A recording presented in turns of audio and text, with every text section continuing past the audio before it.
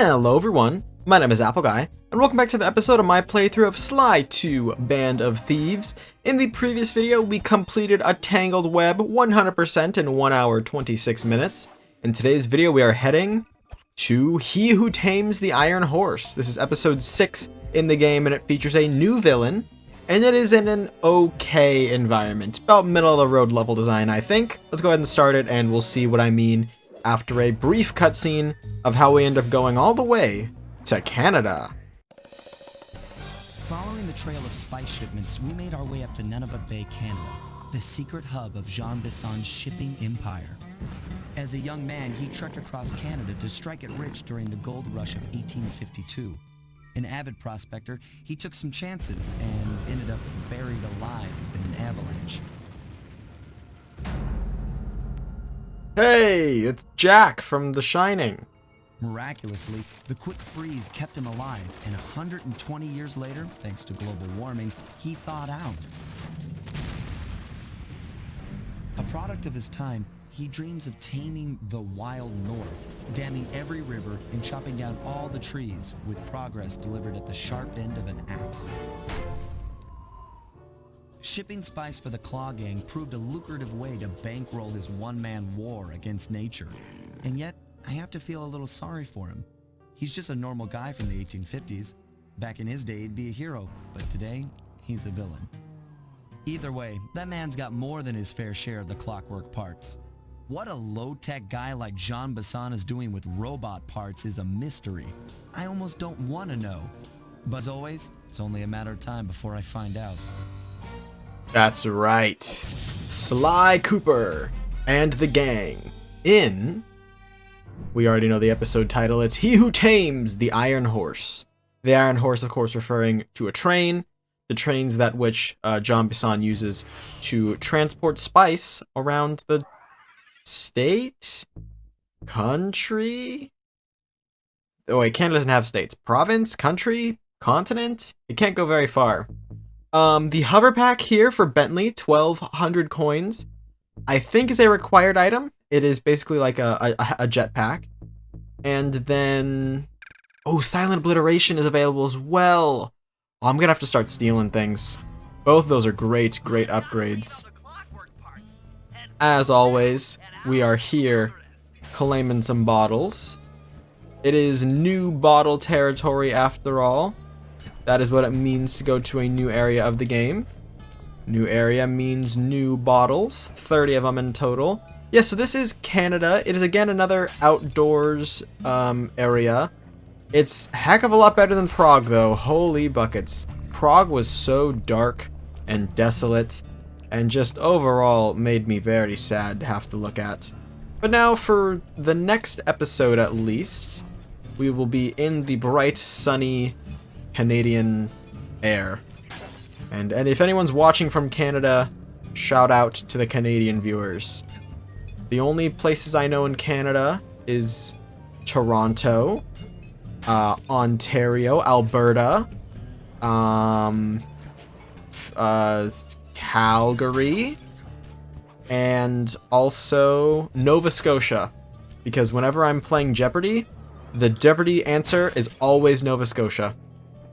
We're gonna head over to Cabin Crimes to begin. There are, of course, new enemies here. So you might have seen the Moose Flashlight Guards. We have the Duck Guards up here. Very typical group here.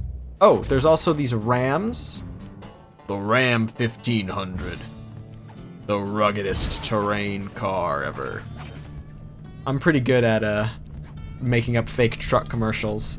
If this video gets 5 likes, I will do a fake truck commercial in an upcoming YouTube video. How's that sound? We'll have to get that bottle later. There's a new mechanic here for Sly. I think it's a new mechanic. We're gonna get the bottle now, by the way. It's the jump and hit the circle button for hooks. Hooks on the side of things. Hooks on the side of mountains, hooks on the side of buildings. You can hook the cane in to hook points. So we'll be doing that a lot in this world. That cabin may seem rustic, but don't be fooled. It's the control center for Jean Bisson's train empire. Sneak inside inside and raid his files. You're sure to find out where he keeps his Clockwerk parts. Ransacking his files doesn't sound hard. Now, climbing up a sheer rock wall, that'll be a challenge. Any clue how to do it? Before Jean Any clue what buttons you would need to press? Any guesses? destination for rock climbers. Some of their old wall hooks are still around. I'm guessing I just jump and hit the circle button to latch on. Jump and hit the circle button. And remember to lean back before you spring off the hook. You'll get more altitude. Thanks for the tip. I'll give it a try. I hope someone's keeping track of all the jump and hit the circle buttons. So this is what happens when you jump and press the circle button. There's a bear, by the way. We'll be dealing with that bear at some point. And you can move the control stick down to sort of like leverage your body weight. And you can have some extra boost in the direction you want to go. Jackpot, Sly. That's Jean Bisson. Looks like he didn't notice me come in. Just stay out of sight and take a picture of each of his train routes. We should narrow our search for his share of the Clockwerk parts. All right, I'm on it. So, this is actually kind of a fairly important phone call, but I'll talk over it anyway. He's on the phone with Arpeggio, which is someone we don't know, but we do know the name. And Jean Bisson, like we heard earlier, he's a woodsman. He's like he's a rough and rugged. He's a guy who would drive a Ram truck. You know, except he doesn't drive a Ram truck because he's a few hundred years old on accident. He got frozen in ice, and surprise, surprise, he's old. That's what we need to know about him. Sly, did All you hear right. that? Bisson's hidden the Iron Horse blueprints in his trophy bass. All Head right. for the fish on top of the fireplace and steal those plans. I think I will. There we go. Iron Horse blueprints. Excellent. Now get out of that cabin before you're spotted. Yes, we don't want to get seen by Jean Bisson. Here we go. We'll escape. And voila. Yeah, he was on the phone with Arpeggio. Realizing Bisson's We'll learn more about that later. I think we'll find the other trophy bass above the mantle in the 2 remaining cabins. Alright, we have our mission to go to the 2 remaining cabins and claim the maps that are there. Pretty bad hiding place. I would advise maybe a safe or something of that sort for hiding valuables instead of shoving them into fish mouths.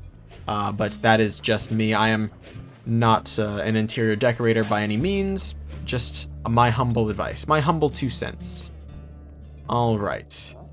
Oh no. Okay, hold on. I actually need to start. So I need to start saving some money because I need to buy upgrades. Silent Obliteration makes your sneak attack silent. Get to the fish So it's useful. and steal those blueprints. It's very, very useful. By the way, this is where the safe is for this mission. I think I'm just gonna walk slowly and down smash. Don't mind me. Walking slowly. Perfect. Blueprint. 2 down. The Iron Horse blueprint. Let me through. I need coins though. Hold on. Yeah, we need a few thousand coins apparently. Silent Obliteration is something I always buy, but I guess I haven't been doing enough thieving, like you know, like the explosive items or just things on pedestals around the world. And so because of that, I don't have enough coins to just casually buy the things I want to casually buy, which if that's not just accurate to life, I don't know what is. But yeah, we're going to have to potentially start taking better care of our cash count. We'll keep an eyeball out for that. Keep a weather eye out, folks. Alright, 1 cabin left on the opposite side. If you get hit by the train, by the way, you lose instantly. But you can also ride the train. They are, of course, quick little ways of getting around. I didn't mean to fall off, but fall off I did. Oh, probably for the best, though. Oh, never mind. Later. Oh, never mind. I'm back. Hey, go away. I'm gonna try and get this bottle if it's the last thing I do. Got it. And we'll get this bottle down here as well. Why not? Wow, look. Already 15 bottles in, and it's episode 1. I will say there are advantages. So if you remember like Paris, the first world of the game, or the first location in the game, Paris was very compact. And I think this world is a little empty, honestly, but it's got a lot of open space. It'd be very hard for you to not know where you are and where you want to go to. It'd be very difficult, I think, to get lost here because it's just so open. And that's got, you know, pros and cons. I don't think Canada is a particularly awful level. It's better than Prague, and it's better than India too. But I think overall it's like a mixed bag. Okay, see, stuff like this, I need to actually get that and sell that at some point. Maybe we'll do that after we finish this mission. But before we end off the video. Okay. Don't mind me. Walking up slowly. Ooh.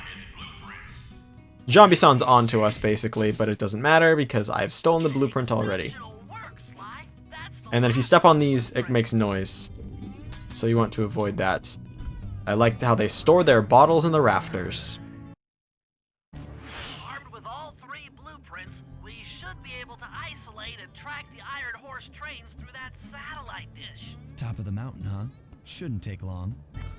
Alright, let's get up there. Also, you might notice my bottle count is different.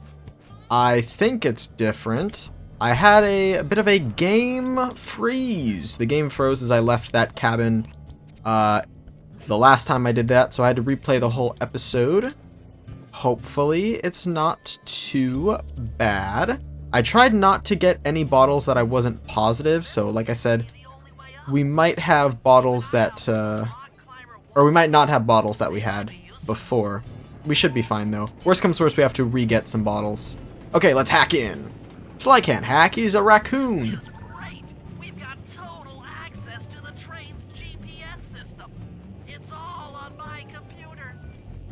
Head back to the safe house. I'll crunch some numbers and give you and Murray the rundown.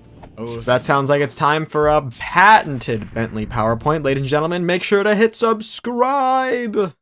That's what you gotta do when it's Bentley PowerPoint time. Thanks to Sly's efforts, we now know the location of all 3 of the local Clockwerk parts. 2 lugs and a stomach. Jean-Bisson has grafted each piece to the engine in one of his Iron Horse trains. This improvement allows the trains to run all night and all day. We won't have the luxury of sneaking in while they're stopped. While they're in motion, the only way aboard is through a hatch on the caboose roof, which unfortunately has been locked down. These need to go.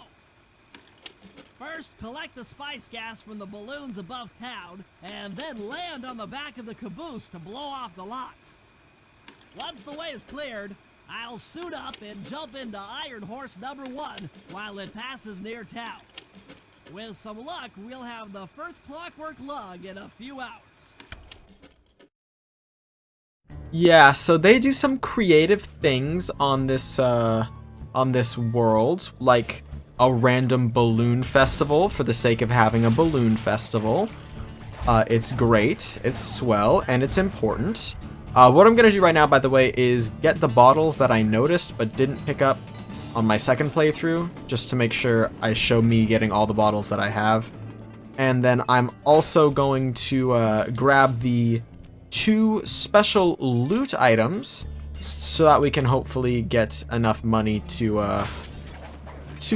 afford fancy things in this world. Don't know if we will or won't, but it'll be a step in the right direction for sure. And yeah, that's gonna be the plan. And then next episode we can pick up and do some other missions. What missions do we have? We have Spice in the Sky, and literally just Spice in the Sky. Don't worry, it's not time. This is not like the operation already. It is not operation time yet. There is still more normal content before we get to operation mode. Although they do like to get things rolling here in Canada. I think there's a main operation and there's like little sub-operations. Like you might have heard Bentley say, there are actually 3 Clockwerk parts here in Canada. There is the 2 lungs of Clockwerk, and then you also have the stomach that are being used to power the trains. There's steam engines, I think, so I'm guessing that they just, like, pump and, like, keeps the fire in the engine alive. Not 100% sure, that's the lore, though, and we are sticking to it. Speaking of lore, we have a bell. What is this, like the... This is the crystal bell. Okay, boom. There we go. That's good progress. And the other thing we need to steal is over by the third cabin. I will also mention...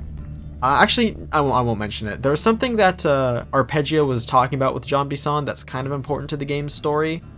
But it's important, so it'll come back up at some point. Someone else will talk about it. And I don't need to, like, do, like, a random lore update, you know? Like, it's important, so it'll come up. It'll come up on its own time. And that's what we need to have faith in here.